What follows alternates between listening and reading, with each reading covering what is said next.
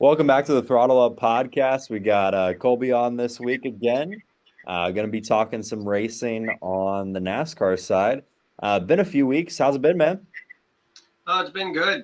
Just trying to get things ready. It's been a real kind of struggle. I'm not going to lie. Trying to find parts, getting prepped, having to cancel events because with the real world issues right now, money is just really tight, and you got to go to events that you can actually afford, and then you also realize, you know what, I could use some more testing too. So it's frustrating because you want to get into a professional race, but you really do need in this kind of a sport. Practice makes perfect, as they say. Yeah, 100%. I'm definitely feeling it on my end too. With everything, all the prep that we've been doing over the off season. We did two tests. Still don't have the car 100%. We're still got a lot of things to improve on the car over the next 2 weeks before our first race. But yeah, I definitely feel where you're coming from on that. It's one thing after another, but you gotta Yeah. love it. That's why you do it. Hmm. Yeah. So also Masters Motorsports, we brought on a another car, and we're doing a rental ride now. So it's a lot more things on our plates now. So, but that's going to be awesome. So, what's kind of your racing looking like this year? Any changes since we last spoke? Yeah, and saying skipping real events right now, the historic sports car racing event at Road Atlanta, the Midi. I was really looking forward to that. Had a lot of driver coaches who do vintage cup cars and told me, buddy, you're not ready. All right, you ain't ready. You think you're ready. You're not ready. We love you. We want you to be on track with us, but there's also reality. And after watching the SVRA event that took place at Road Atlanta a little bit earlier, I'm like, yeah, maybe they have a point. And last thing I want to do is get out to my first race and embarrass myself or, crash my car. So we're skipping that event, which I'm disappointed about. But, at the end of the day, I said earlier, practice makes perfect. Few more track days with the car, and then we'll be at Indianapolis. We will be there. I am not going to skip any more events. Indianapolis should be plenty of time to get on track for a few test sessions at least, and we'll make my debut at Indianapolis. Still going to Road America as well in July for the it's not really put on by a series. It's just kind of event put on by WeatherTech, vintage event, the Iowa ARCA race, and one more vintage race depending on funding and condition of car, as we'll say. Yeah, 100%. It's usually the first few years, even with a new car, it's kind of like just play by ear or see what goes on. But until you find all those parts and figure out what the flow is, you got to really just take it race by race. Mm-hmm.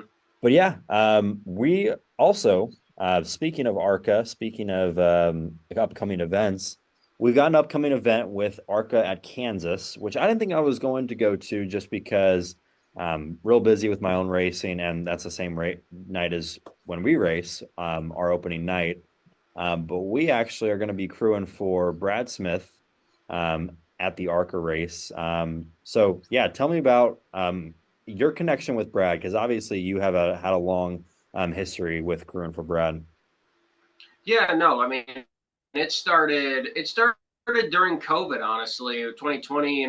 I'm like, I want to keep doing my volunteer gigs, but obviously you need to be licensed at this point. They didn't really allow for volunteers.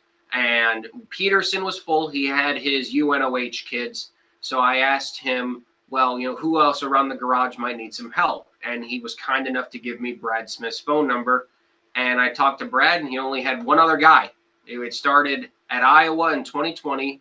He only had one other guy going. I said, I'm not the most mechanical engineered guy, but I'm a body. And he's like, I'll take it. So, and here we are 6 years later. I'd say about 25, 30 races we've done at various tracks, mostly the Midwest tracks. But he's just a great guy. And he's the example of, if you want to work for a team that represents 1960s NASCAR, that's pretty much him. Oh Low yeah, budget, same car every race, blue collar to hell in all the right ways.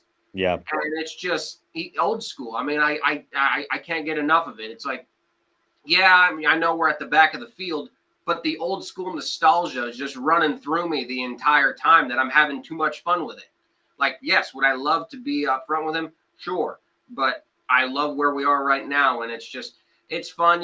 He's still going. He literally said he's going to go financially until the wheels fall off. So, but the one thing we've kind of always struggled with is keeping a consistent crew, because a lot of our crew was from the Hilton days. And, a lot of those guys have either sadly left us or they are just kind of too old to go to the track anymore. So it's kind of been a struggle to get crew. So I reached out to, you, and I've reached out. Thankfully, Brad has been able to recruit a few other young kids.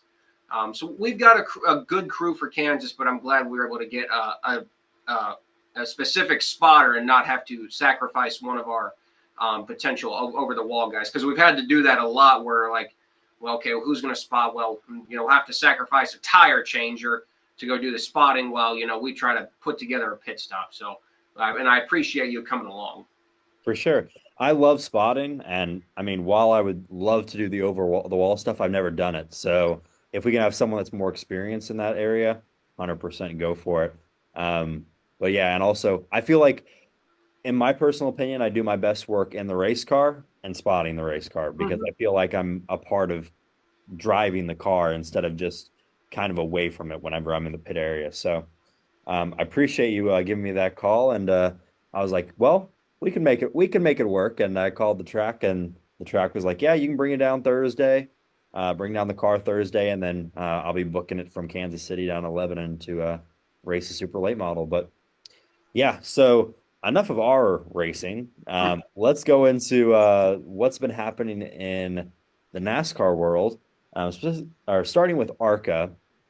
Over the last few weeks, I think the last time we spoke was right before Phoenix. So we had Carson Brown win Phoenix, and then we had obviously Squirrel McNutt, LS George, of course, that ran at Hickory. And of course, I didn't see Brad Smith was intending on racing Hickory, correct? Yeah, he was supposed to run the whole East season, but just some issues with obviously poor Rusty. His car was destroyed at Phoenix, and he was working feverishly to get it fixed, and just issues mounting the front nose with the new bumper bars, and it wasn't going to work. I mean, it was either going to show up, 15-hour drive to start and park, or just work on getting, his car Rusty back together properly. And that's his old car he got from Andy Hillenberg. And it's actually a very reliable car, man. It's an old Andy Petrie car from like 2001. So it's seen plenty of miles, but yeah, so he was supposed to be there. It is what it is, but just life. Hey, fair enough. Yeah. So yeah, we obviously saw a few new drivers that were racing at Hickory. We saw LS George, or Squirrel McNutt, as everyone knows him, online, and he went and raced, and he finished 13th. What were your thoughts on his opening night in the series? About what you would expect. He admitted it wasn't the most perfect race. He lost it off of turn 2 and had to drive through the grass. Thank God these ARCA cars don't have splitters like the O'Reilly's cars do, else he would have ripped the front nose off. These cars thankfully just have front valences, but other than that, he did fine. I mean, did he make a few unnecessary dive bombs? Did he spin himself out? Sure. It was his first race. I mean, cut him some slack. Everyone's comparing him to Cletus. I don't feel like it's fair. It's ARCA East. Only, I think we had, 25 cars, a solid enough field. I think he did fine for what it was. Was he perfect out there? No. Was he the worst car out there? No. There was one guy in the field who spun, I think, 10 times. So he wasn't even the worst car out there. He did fine. The car's in one piece.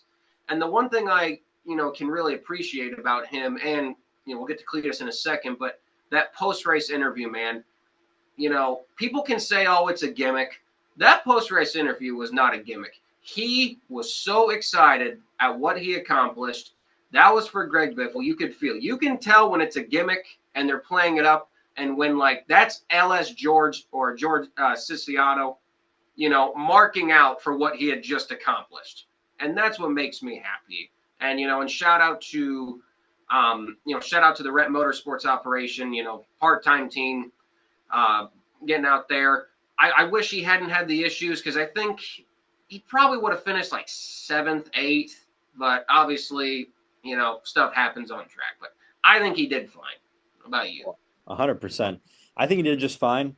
I mean, obviously he got approved. Well, I mean, he might have already been approved for Rockingham, but he got approved for Rockingham. He ran Rockingham, which is a great precursor to have Mm-hmm. Hickory before Rockingham. And he definitely had a good showing at Rockingham given his experience level. Also, another one that I wanted to mention was Destiny Spurlock. She was able to, in her first, I think probably her first stock car start, she got seventh in MBM equipment, which obviously MBM is more of a Cup Series team and they race on a bunch of different levels. But to get seventh, she was doing pretty well in that car. Yeah, it was a good car. I mean, Carl bought that car from Rev Racing when they went out of business. So you're talking a top of the line car, top of the line chassis. But, this girl, I believe she was a motorcycle drag racer, which Yep. talk about being a badass. Jesus Christ, that, badass baddie. I don't know if you want to call it that or what, but dude, I was impressed. Like, it wasn't like, oh, people were like, oh, it's just seventh. It was the fact that she was only about 2 to 3 tenths off the JGR car and the Pinnacle car consistently lap after lap after lap. Yep. And for, going up against, Max and Tristan, who have driven ARCA cars or late models before, to go up against them in that car and only be a few tenths off per lap, be able to hang with them consistently, really showed a lot. It wasn't really about the finishing position. It was just the fact that she made I don't think, any mistakes, ran clean, ran hard, and I just think she really surprised a lot of people. And again, just like Ellis George, my God, another driver with personality. Yes, 100%. Oh my God, you talk about, we can, people rag on the female drivers sometimes. This was like, I'm not trying to be rude, but like one of the guys in terms of like, she's happy to be out there. She's going to kick some ass. She ain't afraid of nobody. She is not intimidated by anything. And I like that. And it's like, well, then again, she's a motorcycle racer. So it's like, yeah, you're probably not going to be scared of anything. And 100%. that's the personality we need. Someone who's legitimately not scared. I mean, if you can drag race a motorcycle, she can pretty much do anything. Yeah, those are like 210 miles per hour from 0 to 210 in a quarter mile, and there's no roll cage, there's no cockpit. You are open. You are on a motorcycle, of course. Thick leather jacket, pretty much leather jacket, leather suit, and hope for the best if you go down. Yeah. And one thing I didn't realize is like, also, I'll say she does not look her age. I did not realize she was in her mid-30s. I figured this was another up-and-coming young woman racer, but she looks fantastic for her age. And I think that's awesome that we have a woman who's actually, again, not trying to call her old, but in NASCAR terms, mid-30s is kind of old. And she's, again, kicking ass. And I love it. I love it for MBM. It really sucks at Rockingham. She had her window net fall down, and I'm sure you've had the experience with window nets. When those things fall down, it is so hard to get them back up. Yes. It is so hard, especially with how tight, the ARCA series makes their window nets. I mean, it is so hard to get those things up. Sometimes you need an actual tool to lock them up. I'm sure you've had to do that before too. It's just that costed her too many laps, and I think she recovered to 13th. So, but no, I'm very, very proud of her. Yeah. She definitely feels like she's, I mean, of course, what you said, got the personality. She wants to be there. Speaking of going from personality to no personality, Max Reeves versus Landon S. Huffman. And then Max Reeves with the most tone-deaf interview I have ever seen in my life after the race. I don't get it. It's like, oh, that's the only reason why he's in the car. Dude, look at yourself. The cookout. Like, what? This is why we need media managers. Yeah, he says, oh, yeah, that's why I'm in this car and he's in that car. Do you not realize what, like, the lettering all over the car is? It's cookout, your family. Your family is paying for you to be in that car. It's everybody in ARCA, man. That's mostly everybody in racing nowadays. I mean, like, come on, man. I mean, the guy who, well, let's see here. I'm trying to use an example. I mean, LS George, he the same thing. Yeah. Same thing. He paying to drive the car. I don't know. I really wish someone was a PR person of some sort would have been like, all right, just corporate interview, just say you're frustrated and we'll move on. But clearly that person maybe didn't exist or was not there. Yeah. Well, and the thing is, you want to have some sort of personality, which good. Right, He got right. like We want that. he Yes. got excited, but it was like that was the what? You just said everything wrong. Yeah. If anything, you're kind of tanking you're kind of tanking whatever fan base you might have before you even move up through the ranks. And it's like, which sucks because I mean, not to give a shout out to Cookout Grills, but we own a Cookout Grill, Quality Grills. I like it. Makes my hot dogs very good. So, but I wish their driver had the personality to go along with it. Yeah. Hey, milkshakes are great. But let's calm down a little bit. So, all right. And then of course Landon S. Heffman, which he wasn't in like one of the pinnacle cars. He's a short track racer. I think it's his first ARCA start for Landon S. I think so. So Landon Huffman has done some ARCA starts in the past. Landon S. Huffman. There was a little bit of confusion there on who was actually driving that car, but it was Landon S. Huffman. I believe it was one of his first starts in ARCA, and he kicked ass. While he was way too aggressive, 100%, he definitely went out there and showed people that he meant business, and that was awesome to see, especially from a newcomer racer on that front. I don't know if you follow the Cars Tour and some of the lower divisions, but Landon S has kind of moved up on that front. Yeah, I've seen him drive for the Pinnacle operation and watched a few of the local late model races that they have there on, their YouTube and Flow. And, he's obviously very accomplished. So he knew his way around Hickory. I think there was like a CR7 car with like fast track number. I think that's how the deal was. Yeah. And yeah, you're right. He definitely threw it in there and kind of wrecked himself. But I mean, it's kind of what they do in the Cars Tour a lot. And it's kind of what they do in the ARCA series a lot. So it's nothing new. And Tristan just kind of took advantage of it, and it's just, it's so weird though seeing the Spire font. I keep thinking that's the Spire team. No, it's Pinnacle. It's a combo effort, but I want to call it Spire, but it's actually just Pinnacle. Yeah, 100%. And then, did you follow any of the Cars Tour that happened that weekend as well? Doug Barnes and Minnie climbing on top of each other. That was funny. I don't really watch a whole lot. I just don't have. I watch the free flow stuff, but I don't actually have flow racing. I'll just say that. So I kind of can't follow the Cars Tour. If I had flow, I would probably watch it.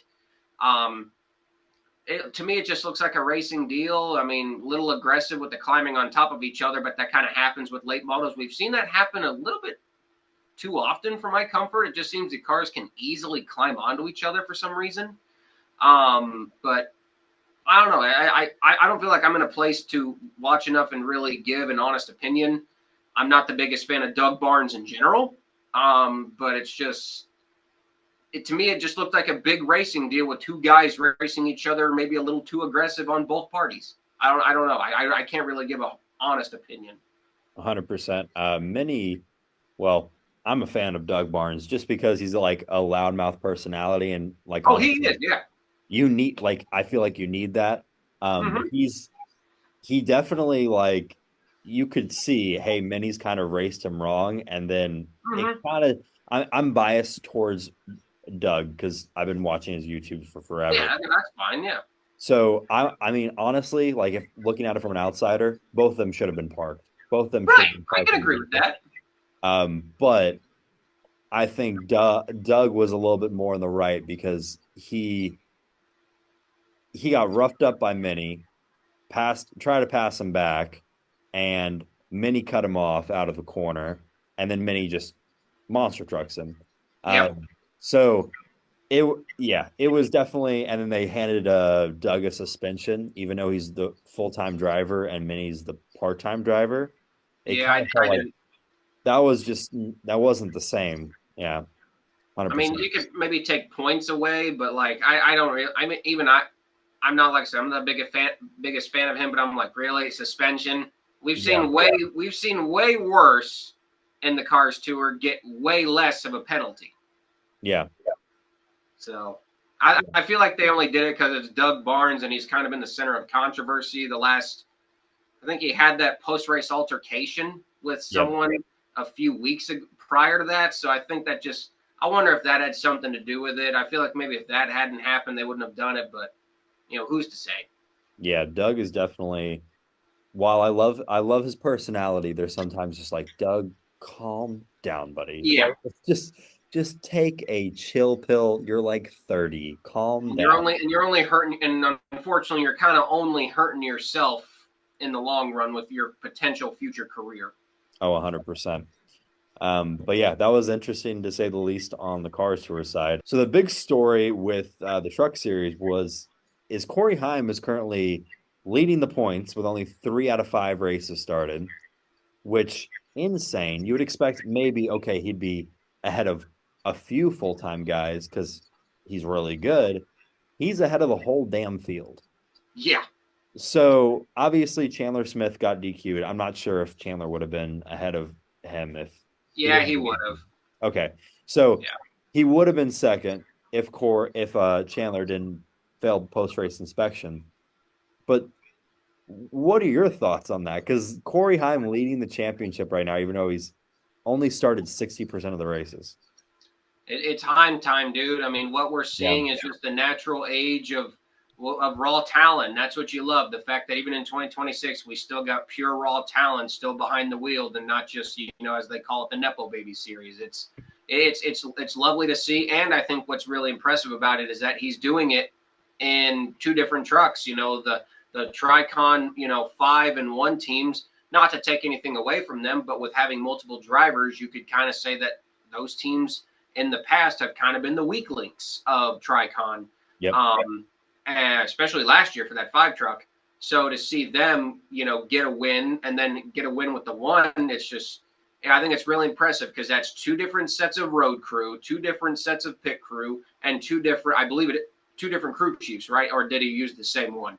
I'm not 100% sure, but I would assume so. I want to say he used 2 different crew chiefs too, which I think just makes it more impressive that he can jump into, I'm sure they got his setup notebook that they used in the 11 truck for him, what he likes, but just to get like this crew chief's mindset, what this road crew does, and to be able to just go out there and not just lead, but like pull away from the field like it's nothing, at Rockingham is just nothing short of impressive. And then, I mean, what we saw at Darlington, he was not the best truck at Darlington. He had about a, 5th place truck, led some laps, but, they had some scuffed tires left, and he basically did his Phoenix move all over again, which was hilariously awesome.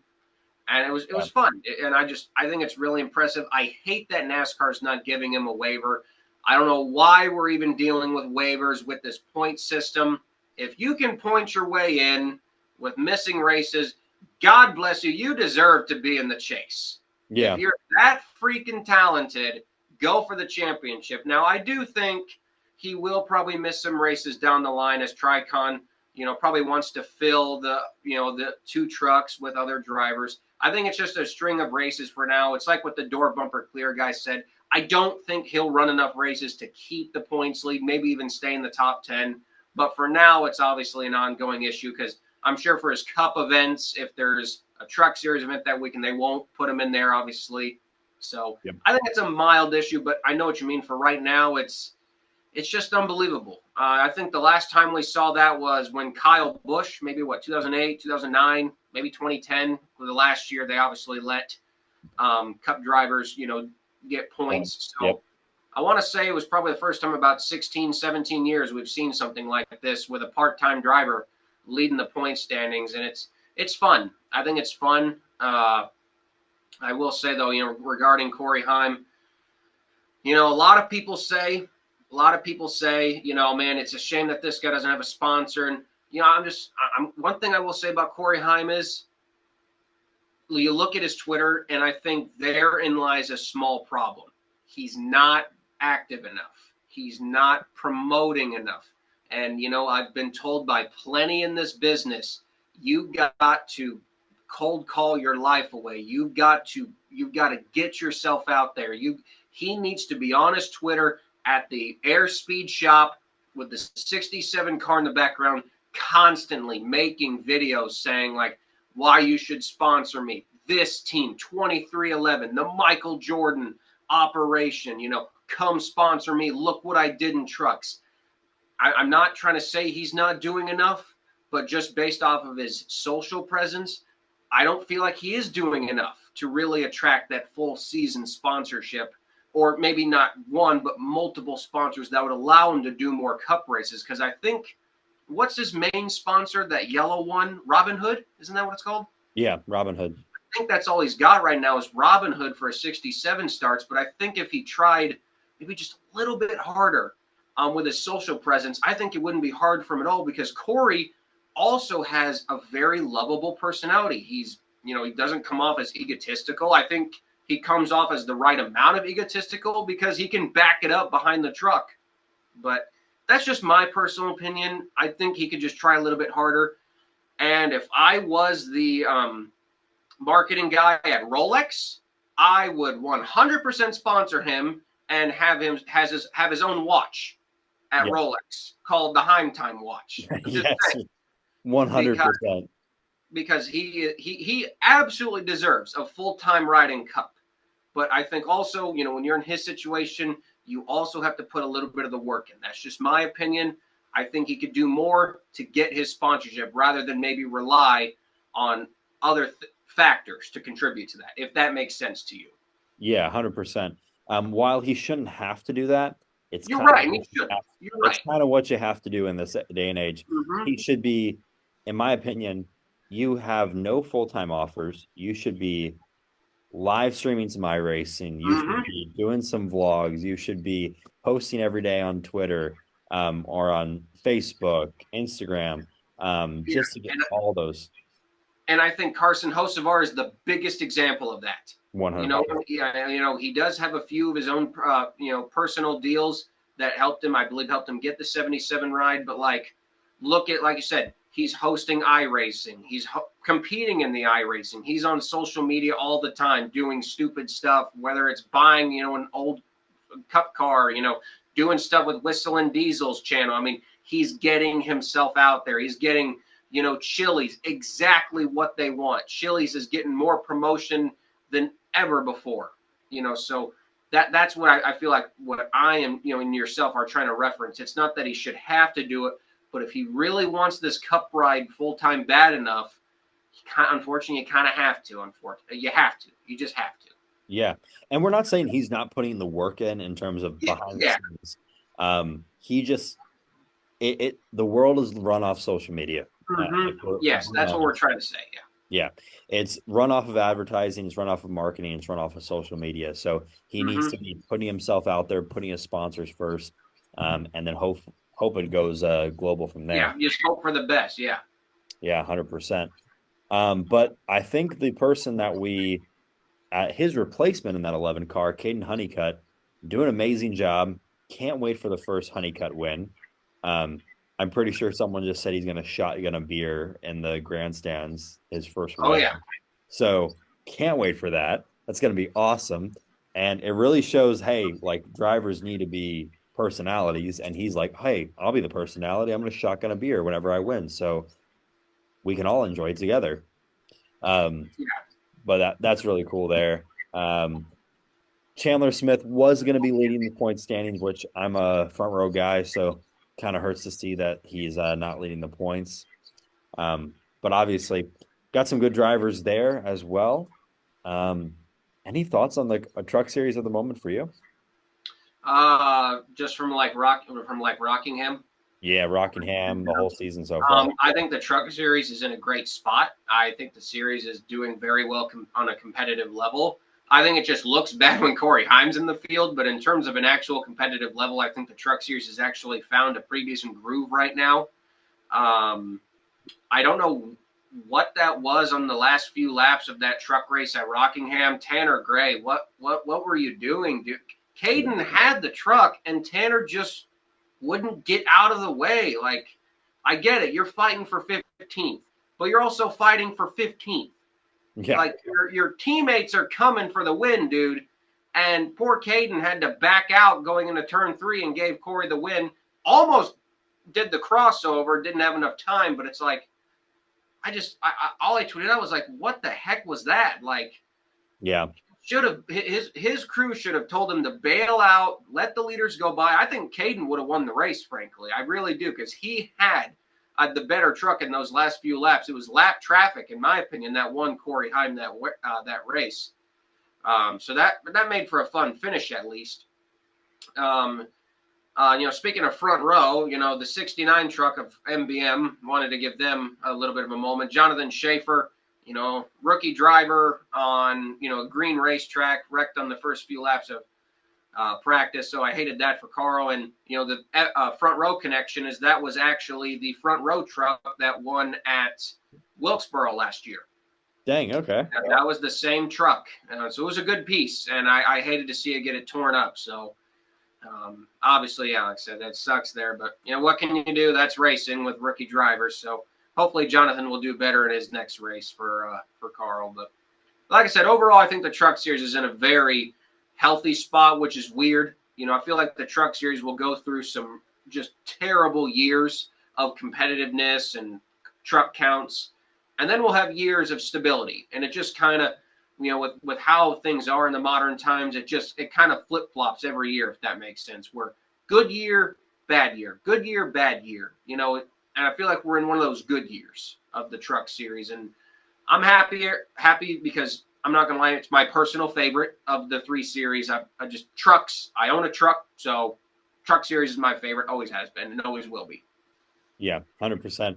It's definitely one of the best series right now. I definitely am partial to O'Reilly just because when I've been on the sim, it definitely feels like the most fun car. I can imagine. Yeah. But speaking of O'Reilly, so we've had a few things happen the last few weeks. Raja Caruth has been doing a great job. Love it. I think he was just got his first top 5. He seems like he's flourishing in the O'Reilly series. Whenever he was in the Truck Series, he was kind of not the best. And that's I think we even talked about that on one of our first episodes. He will show like really great runs and even win, but then he'll go and run 15th. It just, the consistency I feel like was never there, but I feel like that was also attributed to Spire. I mean, they had 4 trucks. And then they had the big cup program. I feel like they almost had too much, and sometimes they would just get lost in the shuffle. Him now moving up to JRM, which they're now like the Goliaths of the O'Reilly series, you can really tell it's benefited him. And even in his 32 starts, while the results might not show, he's held his own. And I remember we even talked about that, how the 32 starts might dictate his potential shot in the chase.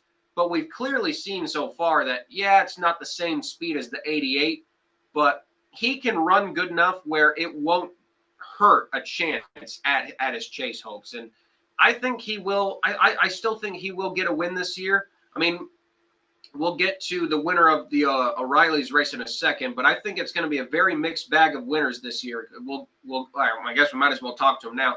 William Sawalich, like I said, he won. I'm sure we'll get to more on that in a second, but like if William Sawalich, again, not taking anything away from him, if he can get a win this year, I think it really shows that this season is a wide open slate for a lot of drivers in terms of getting their win. And I hope we can see Raja in victory lane again. I think because Bubba never won an O'Reilly's event, right? I'm not 100% sure. So would he be the first Black O'Reilly's winner? Let's Google that right now, mid-show. Because we know Bubba won a truck race, obviously, and we obviously know he won a cup race. But did he ever win an O'Reilly's event? I don't believe so. Let's see. No, he came close. Yeah, definitely. He definitely came close. It doesn't really show. It shows that I don't believe we've had a first Black winner on. I think we will get there this year, and I think it's going to be the party of the century, as we'll call it, because he's just a very likable guy. I mean, people can have their opinions on Bubba, but I don't think I've heard anyone say a bad word about Raja.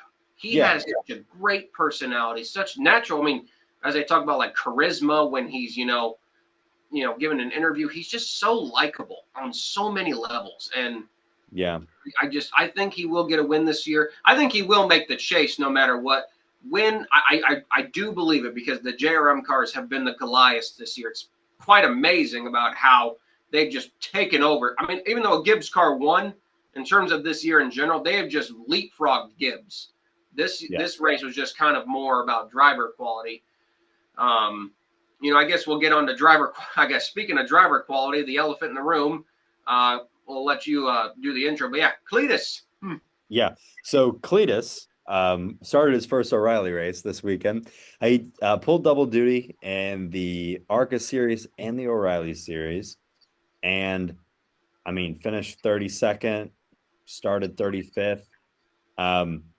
I think he did about what everyone expected him to do. He went out there, made laps, spun out like he was probably going to, put himself in some bad situations. But overall, I think he did a pretty good job for his, sixth or seventh O'Reilly or NASCAR National Series event. Yeah. So I think he did pretty well. I saw some people hating online, like, oh, we got 32nd in an RCR car. I think, should he have been in the car?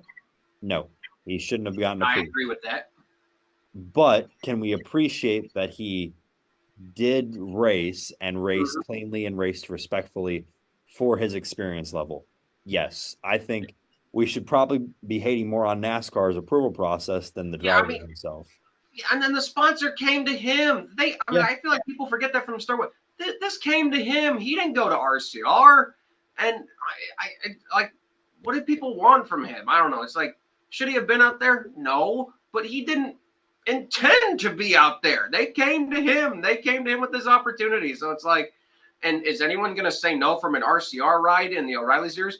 No. You'd say yes to that. I would say yes to that, and we would probably do just as bad as he did. Yeah. I'm not trying to undersell you, but you know what I'm trying to say. Oh, 100%. I would suck ass in the first race because let's be honest here. I've raced against the best. I've raced against the best in Missouri for late model racing. You put me in an O'Reilly car.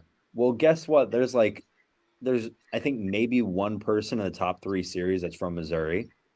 So guess what? That guy was the best from Missouri, and I may be one of the best from Missouri. If I go to O'Reilly with no experience from the other ones, I'm going to be eaten alive. I'm probably not going to make the finish. I'm probably going to hang up my helmet halfway through the race because it's O'Reilly's and it's not ARCA. But yeah, also Cletus, he's not a NASCAR driver. We have to remember that he is a YouTuber. But yeah, I mean, I think NASCAR did the right thing of not approving him for Talladega. I haven't heard anything if he's going to run Kansas. I don't know if he has or if he's planning on it or anything like that, or NASCAR is even approve him for Kansas. But I think that's a really good thing. Well, they said, he said in his video on his second channel, just short tracks a mile and under. So, and obviously he's got other scheduling conflicts that he said he might not even be in O'Reilly's this year. And I think if they allowed him to do Kansas, to do Talladega, he probably would have done it. But I guess it looks like he wasn't approved for that at all. We clearly saw, though, like in the ARCA race, and yes, it was ARCA East, so you had a lot of your main guys not there. But, I mean, in terms of keeping up with the leaders, I mean, he ran with the top 5 guys pretty much the entire race. It was probably one of the more competitive races he's run. So, like, we can see the development. Clearly, all the testing that he did at Rockingham paid off. But then it's like, obviously, that was ARCA, and this is O'Reilly's, the big boys.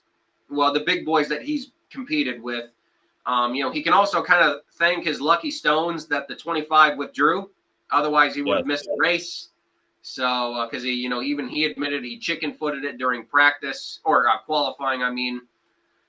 So, He started 30, like I say, started 35th, tried to go 3 wide, 3 laps in, and then thankfully he saved it.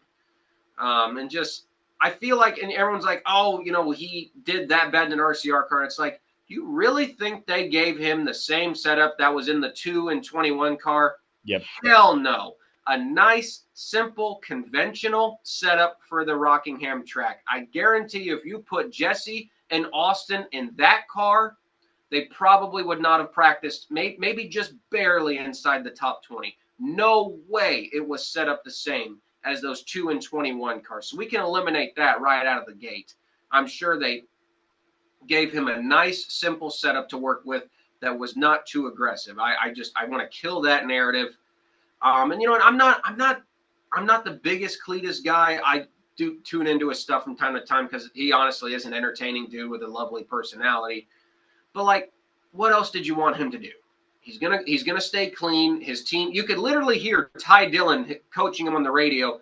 Be smart, run your own race. He was literally telling him not to run in the pack of cars. Stay behind there, and then the leaders would come, stay on the bottom. He was literally coaching him through the race as a rookie. Now, should we be doing that in the O'Reilly series? No, we shouldn't. But that's the cards we were dealt with. And I feel like they got him through it as cleanly as possible.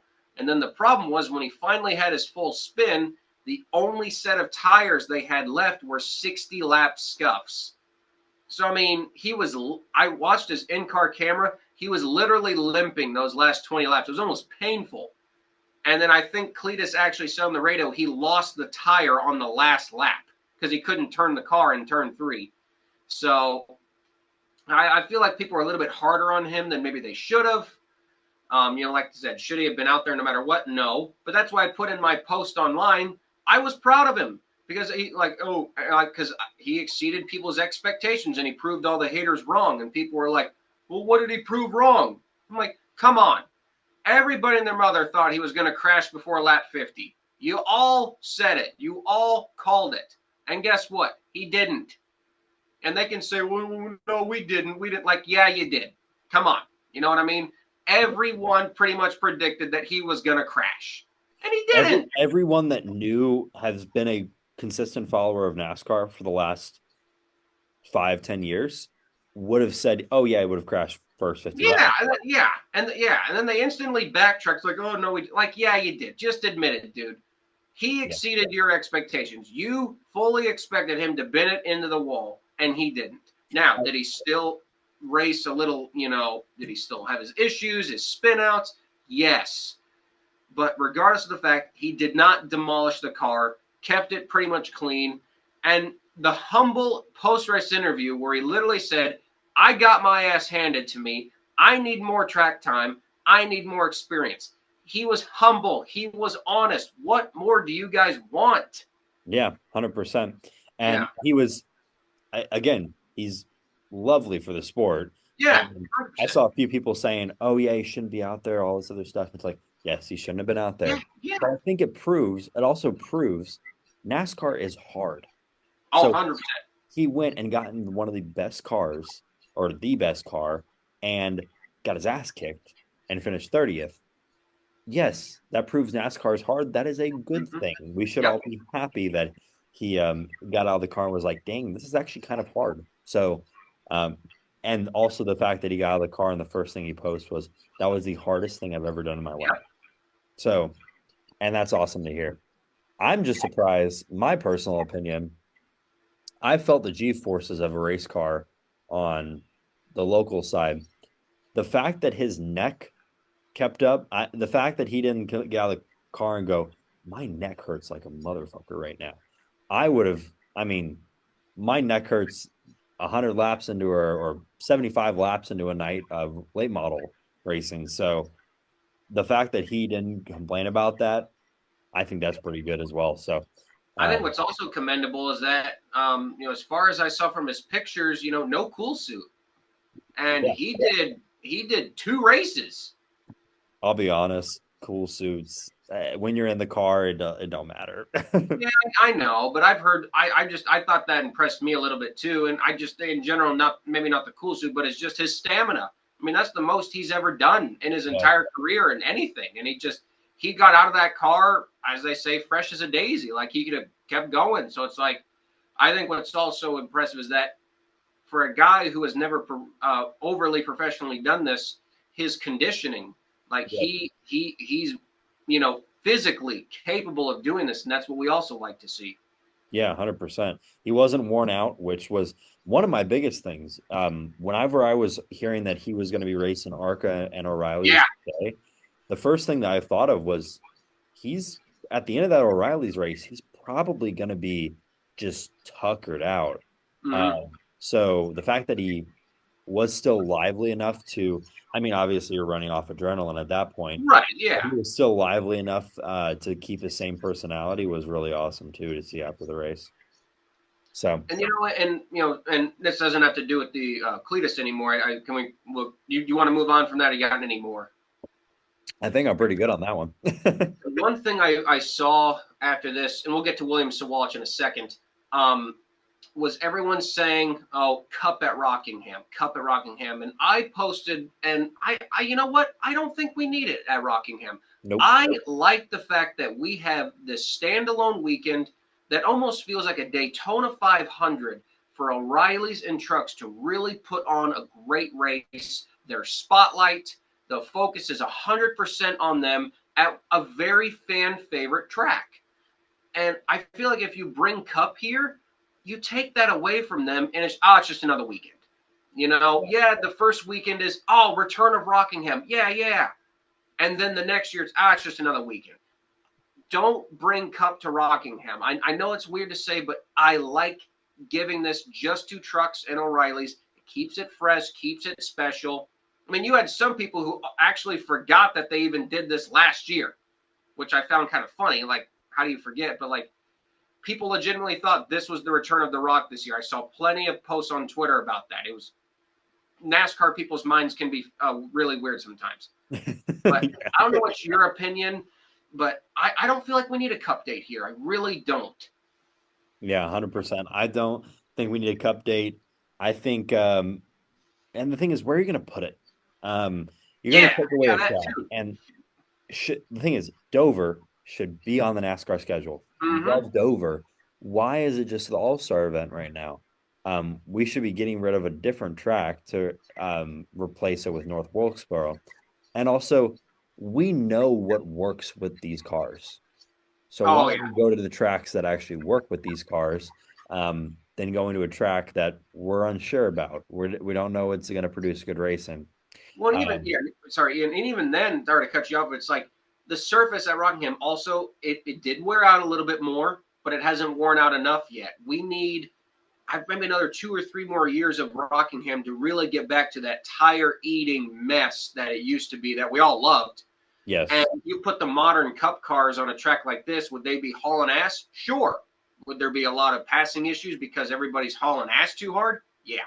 So, I mean, you're also asking for a very bad Cup race, which then what? Would kill the mystique of the track, and we could lose the date by the next year. So that's also my worry. If we ever do bring Cup back, we got to wait a long time, but I don't personally think we need it. That's just, I saw a lot of people saying, Cup date. And I'm like, no, standalones are fun for a reason, but just keep them there. But, moving on to, the winner of the race, God forbid, kid wins his first race and nobody is talking about it. I feel so bad for the guy because people called William Sawalich just another JGR young kid with a lot of money.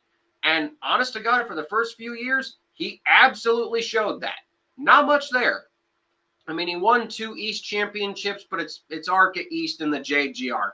I mean, come on now. I love ARCA. You love ARCA, but let's be real. Not the hardest championship to win. I mean, if you don't win the championship, people are going to be like, okay, yeah, you better win it next year or you're not legitimate. Yeah. And then, he went to, sorry, you can go if you want. Oh, okay. Yeah. And then he did his truck starts for Tricon. Didn't really show much. He did a few starts for JGR. Didn't really show much. And then they got announced, full time in the 18, and you saw the pushback. Like, here we go, rich kid, Nepo baby, not doing much. And I'm not going to lie, those first few races in the 18 last year were not good. You know, he would crash out early. The Homestead race really exposed him when he only ran 26th on pure pace. And it was a tough go, man. And a lot of people were crapping on him. And then Sonoma came. He won that ARCA West race, and then he finished third. And that was the change. And ever since that race, more consistent, top 15s, top 10s, top 5s. And then look at this year. More consistent finishes, good runs. And the one thing I love about this race, it wasn't a green-white checkered steal. He won that race. And I am so happy for him. And I hate that it's being overshadowed, but he is here. He's proved himself now. I want to see him win more. And I never thought I'd be overly happy for a JGR driver because it's not my favorite team personally, but you love to see young kids get their first win. Why? The progression from not really showing anything to going out there and winning. That's what a person like me as a race fan loves to see. Even if you can call him a Nepo baby, sure. But you cannot deny his progression as a driver is very fun to see. Oh, 100%. And it was definitely good race for him. Good race for the entire team, of course. Good race all around. But yeah, he definitely flew under the radar last year. But I love that he was running ARCA races. Yes. Build up his confidence. Get used to those bigger tracks. That was really great to see. But now you got to perform. And he did perform. Second year, yep. And I will totally be honest, whenever I was like discussing with you about doing the show today, I was like, who won the O'Reilly race? And then I was going through, I'm like, oh, so Wallace should. Yeah. Cool. So yeah, it's like it's his first win. This is supposed to be arguably the biggest moment of his career. And I mean, you're not the only one who already forgot. I feel kind of bad for the kid because it's like, and it was the first time he actually showed any personality in his interviews because, I mean, he finally won your first race, so I'm happy he showed some personality. But I just felt bad for the kid. It's like, man, you win a race, and everyone's talking about the guy in 32nd. Yeah, 100%. And also, now we got to move to Cup. Obviously, Cup didn't race this last weekend, so not really a whole lot to talk about this week, but obviously, we had Tyler Reddick get another win in the time that we were off. And so now 4 wins in the first 6 races for him. He is now in elite category of people that have done that. I think it was Cale Yarborough. Who was it that done that? Cale and Jeff, I think. Jeff Gordon and Cale, I think. Yeah, which insane that he's a part of that kind of a conversation there. Also, we saw Martinsville kind of Bubba just pulling, I don't know, a Doug Barnes.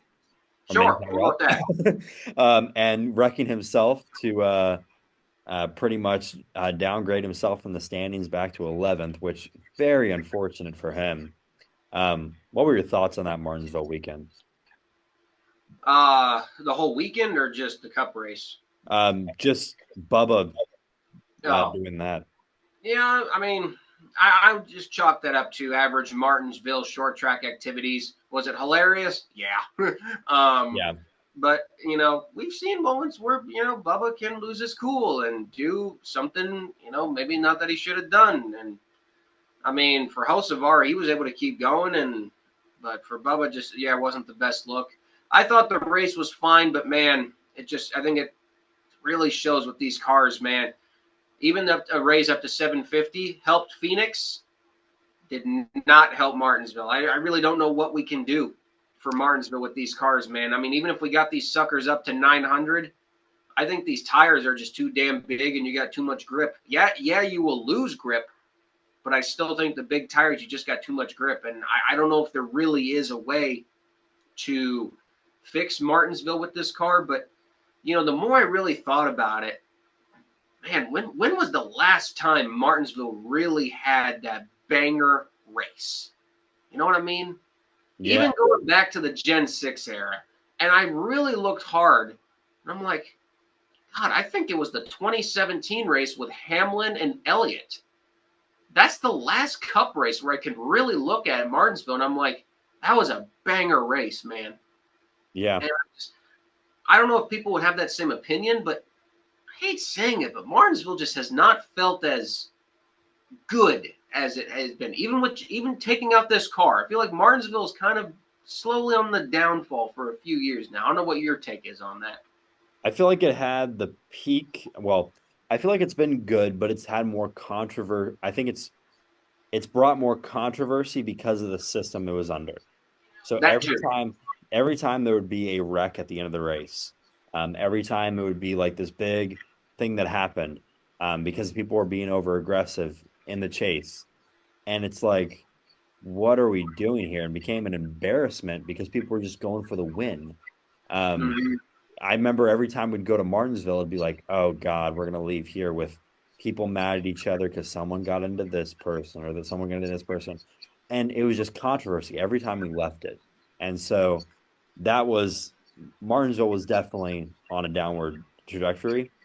I think Ross riding the wall, we all like that was the only thing that was interesting since the Gen 7 car. 100%.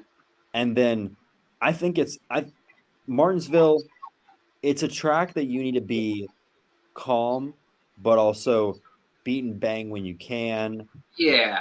And I think the fact that we're shifting, Oh, yeah. there's too many things going on because now you're taking, I mean, you're taking the view off of, okay, let's get this guy in this next corner by getting off this corner. Great. Well, now we're shifting. Now we have too many RPMs out of the corner. Now the Mm-hmm. car, I have to dance the car out of the corner instead of just gassing it like you're supposed to at Martinsville. So I think having that plus the big tires, you're never going to have good racing at Martinsville, in my No, opinion. even if they bump it up full on to 900, I just don't feel like there's really a way to fix it. It's the arrow at short tracks that that doesn't matter, but like just even bumping it up to 900 would not solve it. And you're right. Just I think, like I said, the tires are too big. But I forgot about the shifting too. You're right. I mean, they have too many RPMs in the corners, which doesn't really allow for bumping or doesn't really allow, for the cars to slow down enough to make a dive bomb because, I mean, the corner speeds at Martinsville, I think, are some of the highest they've ever been just because we're downshifting down to fourth. Now, could they try to make a stupid rule where you have to stay or shifting down to third? I mean, now, could they make a rule where you have to stay in fourth? Sure, but how could you even enforce that? I don't think you could. I mean, unless they have 38 people monitoring every person's car, every lap. So What I think that they should do, in my personal opinion, is they should do because in the old car, I mean, it wasn't efficient as efficient to change gears, but yeah, the old car they'd make gearing, so then it made sense to only be in fourth. So yeah, they the gear. made the first Yeah, three gears very short. What they need to do is they need to mandate a gear. So Formula One did this back in 2014, is where every race they'd go to, every team has to run this set of gears. Figure it out from there. So what I think NASCAR should do is say, hey, we're going to run this gearing set. You have to run this gearing set so then you can't gain an advantage by shifting down because it's going to be too far out of reach for you, in terms of the RPM range. So I think you mandate that. It'll improve the racing a little bit. But at the end of the day, I think it's the car that's the problem. Yeah. yeah, and and like I said, it is what it is. And unfortunately, I think it could lead to Martinsville losing a date. I really do. And it's just a chase date, or it's just going to be a chase date for now on. I think they really butchered it by also taking it down to 400 as well. I think that was a very stupid move, but 100%. it is kind of sucky because Martinsville, is one of those, so-called celebrated short tracks. And now it feels like really such a shell of its former self. And, they say aesthetics is everything. Martinsville has not felt the same since they took away that little bit of grass. That little bit of grass meant a lot. And now that it's just a giant yellow, whatever sponsor they got. I think it was Yellowwood was the sponsor on there, and it just doesn't look right from an aesthetic standpoint. And I mean, frankly, it feels like the only thing that really people talk about in Martinsville is the hot dog or the train behind the track. It doesn't really feel like they talk about the racing. And I think it really shows with the crowds. I'm not going to lie. That O'Reilly's crowd in Martinsville was a joke. That Cup crowd was a joke. I think it's just also, I think, a reflection of people, you know, they go to the track, they see this racing, and they're like, well, I mean, I think it's just better if even if they're NASCAR fans, just stay at home and watch it rather than waste the money to go out there because, frankly, yeah, you did not get your money's worth. You didn't get your bang and bump action. I mean, you got your, you know, your Bubba moment with, you know, bumping like that, but like, what, one moment out of the entire race made it worth it? No. So 100%. It is what it is. Yeah. All right. Let's talk about something coming up. We got Bristol this weekend, which I'm excited for because it's Bristol. Love Bristol. What are you most looking forward to for this Bristol weekend? I mean, I know people hate the Cup drivers in lower divisions, but crap load of Cup drivers in this truck race, and I'm excited to see how the regular truckers can take it up against the Cup regulars. Frankly, and I think the truck series in general, I feel like put on some of the better races at Bristol. Curious to see, you know, how the low groove or the high groove will come in again. I'm sure they're going to spray their sticky stuff as they always do. But I think I think the truckers will probably be the best one of the weekend. O'Reilly's, I feel like the O'Reilly races there have been also a little bit mid because, you know, the track is so built in by the second day. I feel like everyone just ends up running the top again, and it's just, we're kind of back to that old Bristol. So I'm not really sure what to expect there. The Cup, I'm curious to see how the extra horsepower will help. We did see, you know, from Ryan Preece, he said it didn't feel all that different. Obviously, they're trying a tire package where, yes, they're going to have the fall off, but not to the extreme lengths where it's completely unsafe like it has been the last 2 years in some of the races. So I'm curious on all of those fronts. Obviously, I think it'll be fun for the fans, you know, but they got to try something because, you know, they tried the dirt. I don't know what your opinion was on the dirt. I could take it or leave it. But now that it's back to just a regular concrete race, you know, they got to find a way to keep fans coming in because, you know, seeing that stadium only like a quarter of the way full breaks my heart. And I don't want to see it lose one of its dates either, like Martinsville. But, you know, like I said, we got to have the good racing to go along with it. And it's not the madhouse that it was a long time ago. And I think one of the biggest things I would have loved to have seen is, you know, we see how this next-gen car struggles on short tracks. And I think one of the biggest what-ifs I've ever had is, what if this car was on the old Bristol? How would that have honestly worked? Yeah, 100%. Yeah, I would have loved to see the old car at Bristol just with the beating and banging and. Yeah, how would that have worked with the Gen 7? I think we would have had a lot of broken toe links. Yeah, 100%. But yeah, I'm looking forward to seeing like the Cup guys back in it, obviously, but looking to see who's going to come away with the points at the end of the day. You're going to see a lot of talent come out for the Bristol race. That's usually what you see, especially with Corey Heim finishing 6th last year. So I'm ready to see that come out, and hopefully it'll be a banger race. So, yeah.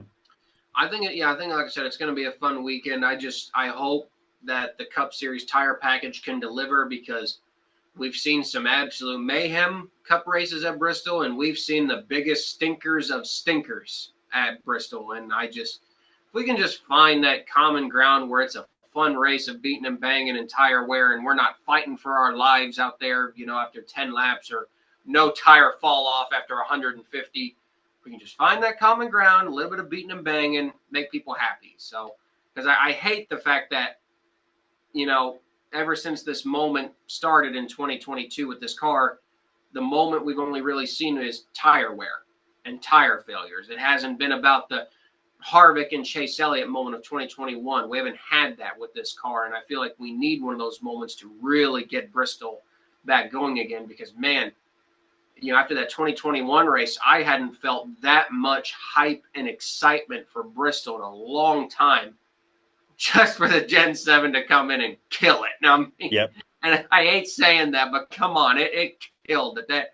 That first Gen 7 race on the actual pavement, not the dirt, was awful. Even though it was great to see Chris Buescher win and break the Fastenal curse, that race was terrible. 100%. Definitely agree with you on that. All right. Well, I think that's pretty much all we're going to have for this week.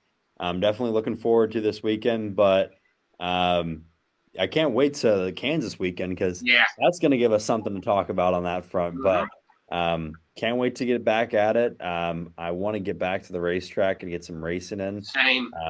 Hopefully weather holds off and we can get some good racing in on the 18th on the asphalt side. But yeah, you said your first race is Indianapolis. What weekend is that? That is going to be the June 19th through the 21st, the weekend that they're at the San Diego race, I believe. So, okay, yeah. 19th through the 21st of June, yeah. Yeah, and that will be our second race with the rental cars. So, all right. Well, thank you for coming on, Colby. Always great to have a conversation with you. And yeah, we'll see you at Kansas, man. Same, man. Thanks for coming. Thank you. Take care.